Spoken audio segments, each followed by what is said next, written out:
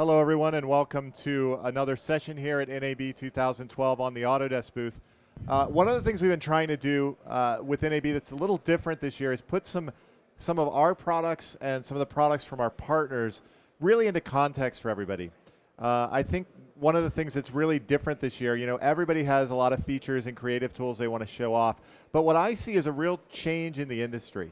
You know, at a certain fundamental level, the tools that professionals have access to and the technology and the platforms are changing at a really dramatic pace. I've heard a lot of people call this the year of 4K here at NAB. I would actually say it's also the year of Thunderbolt. And what I thought I'd do is I've invited Tony Cacciarelli from AJA to come up and tell us a little bit about what they're doing with Thunderbolt, with their technology, with 4K acquisition. And then what we're going to do is take you through a demonstration that shows how the all-new Smoke, we just introduced this amazing new version of Smoke, can really change the way people work. But what's cool about this is the platform and the workflow that we're going to be using, because we're going to be showing you Smoke, a high-end professional grade editing and effects application running on a MacBook Pro, driving professional broadcast out through the IO XT device using Promise Thunderbolt storage. We're going to show you a really cool acquisition demo where we're talking about doing 4K work as well as HD work, you know, all on that platform. So that's what's coming up. But first, I'm going to turn it over to Tony, because these guys have been doing some amazing work that, as I said, it's changing the landscape of professional video. So, Tony? Sure. Thanks, Mark. So, real quick, I'm Tony Cacciarelli with AJA, as Mark said. Start off with a quick show of hands. How many people were at our party last night? Okay. I think I may have been overserved, but so bear with me a little bit this morning. Second show of hands. How many folks have Thunderbolt equipped hardware right now? Okay, pretty good. I bet we'll see more next year, because it's really starting to catch on. We're starting to see it come out in a lot more devices, and that's scheduled to happen throughout this whole year. So one of the things that really makes Thunderbolt as powerful as it is the amount of bandwidth that you can push through a single cable. So this chart kind of shows Firewire 800 USB 3, and you can see the difference in performance that you're getting from Thunderbolt. What this ultimately means is we're seeing the performance that you used to only get in a desktop system available in a portable form factor, available on laptops, Mac Minis, iMacs. That really does change the landscape of what's considered a high-end professional system. You know, before we were limited to what we could do. You had to have some proprietary cards maybe to get high bandwidth in and out of something like a laptop. And now it's really literally just one cable connected up, and you have the equivalent of a PCIe connection external to your system. And that can be used in a lot of really powerful ways. One of the things that we showed a tech preview of last year at NAB at our booth was IO XT. This is the final product that released earlier this year. This was our first Thunderbolt-based product, and it's a full IO capture and output device, Thunderbolt-based. Connects up to your laptop. It's a small box, really portable, easy to just throw it in a backpack and move around. But it's got a lot of power. Because we've got this high bandwidth connection, we can still do 422, 444. We can go up to HD workflows, 2K workflows, all kinds of stuff that we can do with the box, but still be portable. Here's a typical kind of setup. There's my laptop, one Thunderbolt port coming out of it. The IO XT has two Thunderbolt ports, so we can place it here, and then we can continue to daisy chain other devices after it. That's really how Thunderbolt works. It's plugging one device, and then you loop through to the next device and on. It's very much like Firewire 800 in that way. Just very, very fast. So IO XT can then handle all of your video ins and outs, so all of your actual video signals are going in and out through the IO XT, and we can still chain out to other devices. When you're working in a high bandwidth professional medium, you need storage. So you're going to probably hit a Thunderbolt storage array, place that in your chain. Now that could be the end of it right there. But if something like that has two ports on it as well, we can keep on going. So we can go out to another DisplayPort monitor, which then becomes the end of our chain. You can chain up to, I think, 8 devices on a Thunderbolt chain. And I was just going to point out this exact workflow is what we're showing here at the booth with both iMacs and laptops as well as here. But afterwards, after you see this, if you want to take a look at the counters around the booth, you'll actually be able to see this working off a laptop and an iMac. It's really stunning, the performance you get. Yep. So that 2 ports that we have really kind of gives you flexibility. One of the things with Thunderbolt is you never know exactly where you're going to have to put all these devices in the chain. having 2 ports on there gives you the flexibility to move those around. If you only have one, you become that endpoint device, and you really can't move it anywhere else in the chain. All right. So, keeping with the Thunderbolt theme, oh, I forgot this slide. The additional power that's inside the IOXT is up-down cross conversion, which is really handy if you're capturing different resolution material. You can do the up conversion or cross conversions while you're capturing, and then you're working with a consistent resolution through your post process, and it just makes it easier on the editors. Okay, so at the show we introduced a new little device called the T-Tap. This is a really small device. It's about that big. Thunderbolt port on one side, SDI and HDMI outputs on the other side. So this is a single connection. It's powered through the Thunderbolt bus, so you don't have to worry about extra power supplies. And you get simultaneous HDMI and SDI outputs. And this can go at standard def, HD, or 2K. So it really scales all the way up through any of your professional resolutions. And it's just nice for people that are on the go, as we're talking about more portable systems, something you can throw in your bag, take it with you wherever you're going. If you still need to plug into a monitor, pull this out, plug in the Thunderbolt device, and you're off and running.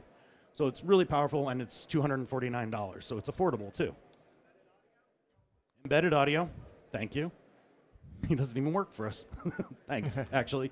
It does handle embedded audio on both channels. So HDMI and SDI all have the embedded audio. So a quick little bit about the KeyPro line. This is our Acquire line, really more on the production side. We started off 3 years ago with a device called the KeyPro. Takes video and records it as ProRes files on removable drives. You can take those drives, plug them into your system, and immediately be able to work with those files because they're already in a native ProRes format. Really easy to just start editing. The whole idea was get from your camera into post as quickly as possible. And it's been a really big success. We've sold a lot of them. People are using them in all kinds of different ways. Matter of fact, they're using them in such interesting ways that we've actually had to take it one step further, which I'll show you in a second. But we also noticed that cameras were getting smaller. As they got smaller, we needed something that was going to allow us to put this device right on the camera. So you're literally acquiring your edit format right at the camera. And that's KeyPro Mini. Small device, easily mounted onto a camera. Really easy interface. I always joke around and say, guess which button is record? If you know how to run a tape deck, you know how to run this device. It's really simple. A lot of power, though. It can do ProRes files and DNX HD files, so you can choose which format you want to work with. And that's an update that we actually just announced at the show. That evolution that I was talking about of KeyPro is KeyPro Rack. A lot of people started using the original KeyPro as a tape deck replacement. And they said, what we really want is something that's a little bit different form factor, so we came up with KeyPro Rack. It's 1 rack unit high, basically the same functionality as a KeyPro. It does ProRes and DNX HD. We've also tweaked it a little bit to be a little more facility friendly. Dual media bays. It uses the exact same drives that the KeyPro uses. And on the back side, we added AES audio connections. So this literally can be replace a deck. You pull a deck out, put this in, all the same cabling, redundant power supplies, really powerful RS-422 controls, so you can plug it in and control it from external controllers.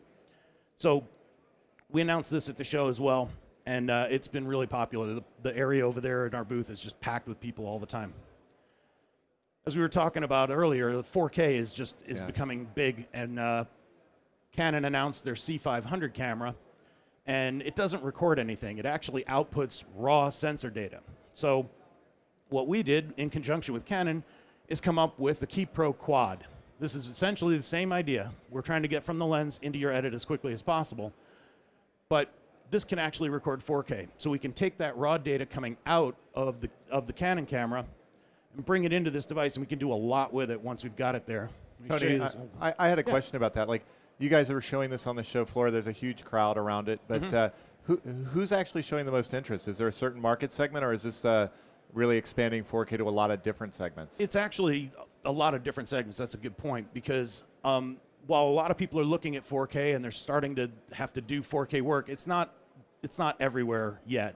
The nice thing here is that in addition to being able to do 4K, this will work in HD, 2K, and 4K. So it's actually the only 444 recorder that's in the KeyPro line, so it'll record 444 video. So you can start using it now with your HD projects, and as you move along, really future-proof for whatever your workflow needs are going to be and what they're going to change to be. Yeah. So, okay. Yeah. So this is a bit of the workflow right here for the 4K stuff, but keep in mind you could be doing HD. It's got standard 3G video inputs on them, so in addition to taking raw inputs, you can feed it regular video as well. But we take that raw data and we actually pass it through Thunderbolt to a storage array and a computer, and we can record the raw data right here. So you've got your pristine raw data, and then we can also do a real-time hardware debayering inside the KeyPro Quad.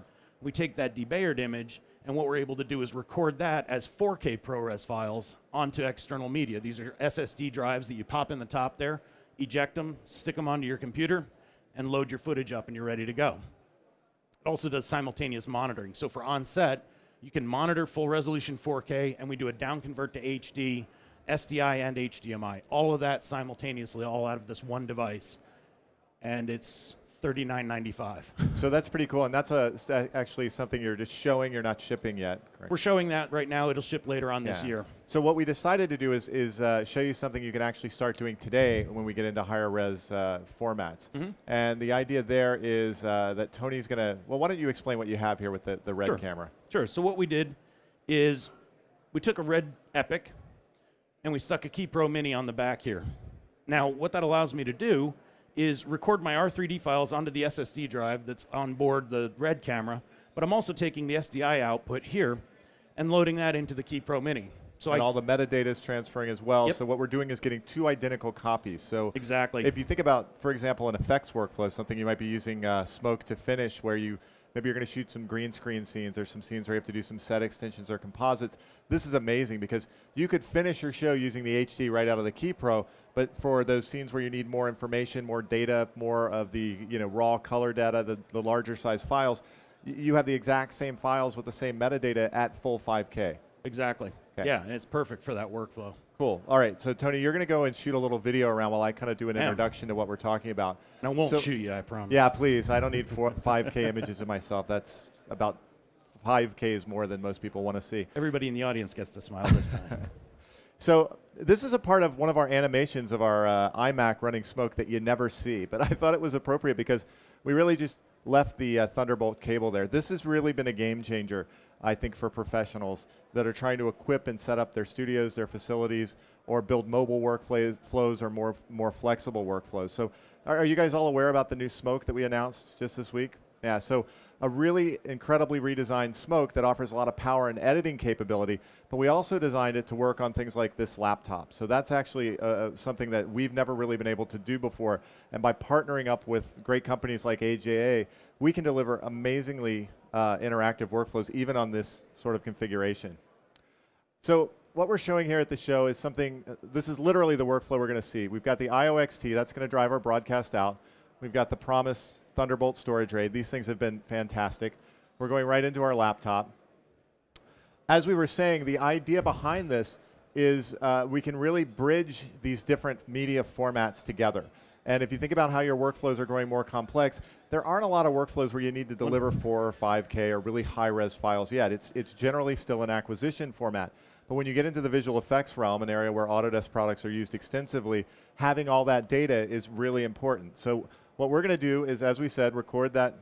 Toba and Tony are swapping it around, but we recorded ProRes QuickTimes. We also have the red files. We can show you how to natively edit both of those files in Smoke on this laptop. And then at the end, we're going to converge everything back together.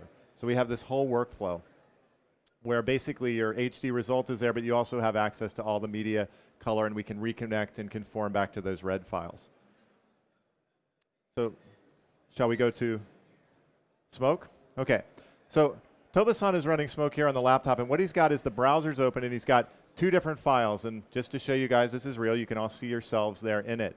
And yeah, in this file, he's got the in this window, he's got the footage from the KeyPro, so that's HD.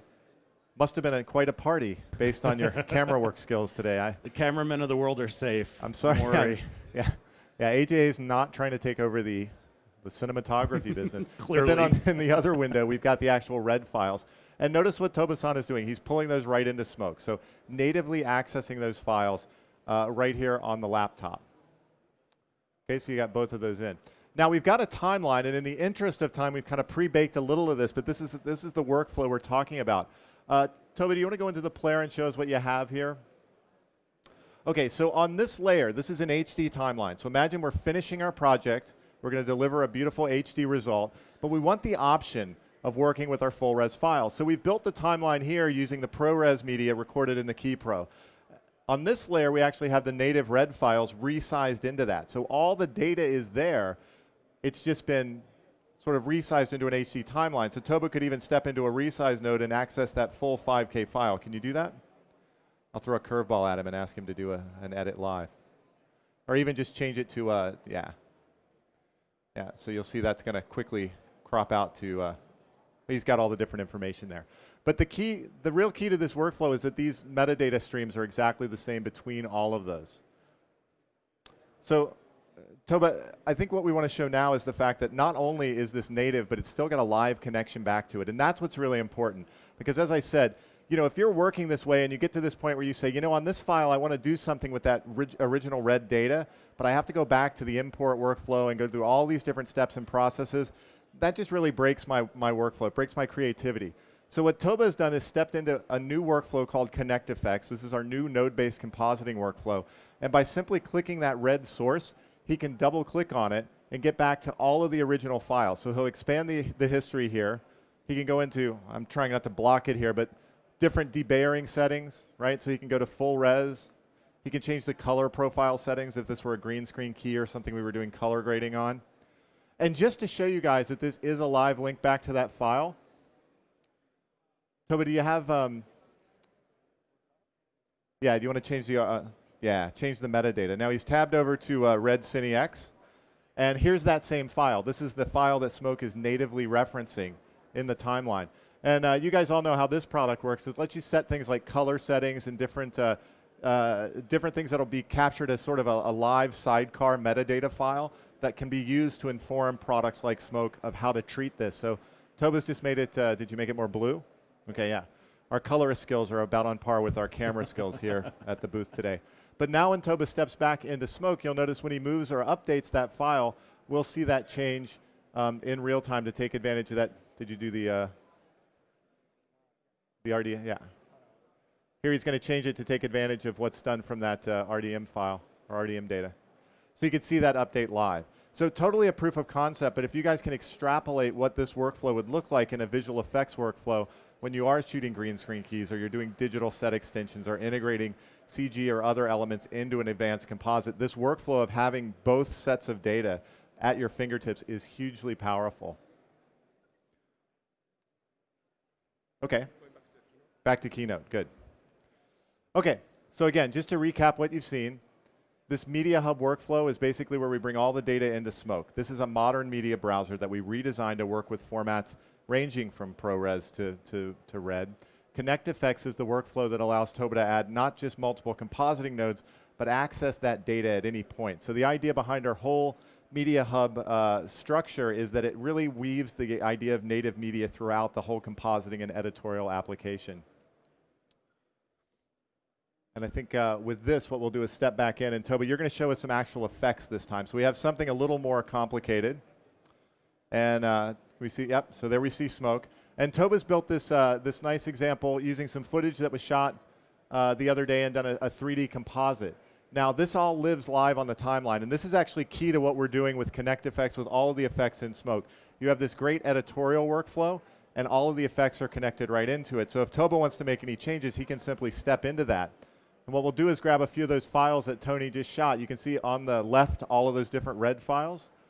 Here's the one we shot live of the audience. We'll grab both of those, and those will load up. And he'll just swap those in, and we'll be able to see that composite updated in real time. So again, really a flexible workflow just by dragging and dropping those connections.